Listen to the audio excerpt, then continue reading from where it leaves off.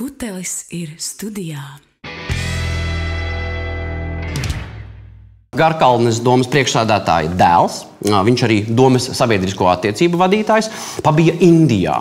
Un Garkalnes avīželē 2 turpinājumos publicēja rakstu Karmas karuselis joprojām ripo. Lasu. Ko tad raksta?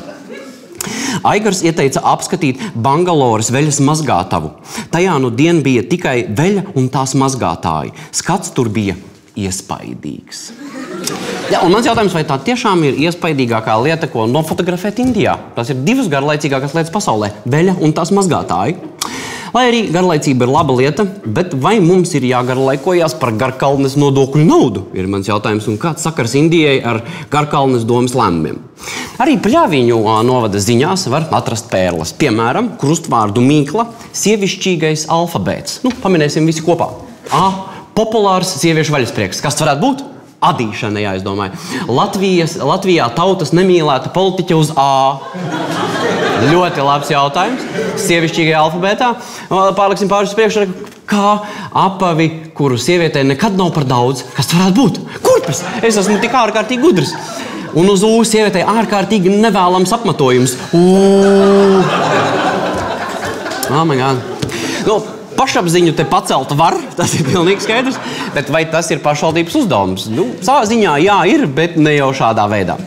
Bet lūk, ko ziņoja Cēsu vēstis par svarīgākajiem pasākumiem martā.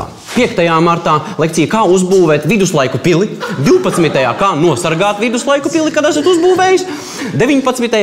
kā zināt savu vietu viduslaiku pilī un 26. kā dzīvot bez raizēm viduslaiku pilī. Kas notiek ar cēsīm? Jo, ja svarīgākais jautājums, par ko jauniešiem ir jārīko lekcijas, ir kā zināt savu vietu viduslaiku pilī. Skatāmies tālāk. Reku normāls raksts Alojas novada vēstīs. Ceļi kļūst līdzenāki. Es izlasot, padomāju, pašvaldība beidzot stāsta par izdarīto, lasām, kas rakstā. Atsevišķās vietās kopā ar granti uz ceļa ir nokļuvuši akmeņi un citi svešķermeņi. Mans lūgums, būsim iecietīgāki un braucot, ieraugot akmeni uz ceļa, novelsim to malā. Ja redzams, ka kaut kur veidojas peļķes pēc lietus, novadīsim ūdeni grāvī. Tā mēs katrs būsim pielikuši roku, lai Alojas novads varētu tuvākajā nākotnē lepoties ar gludiem ceļiem.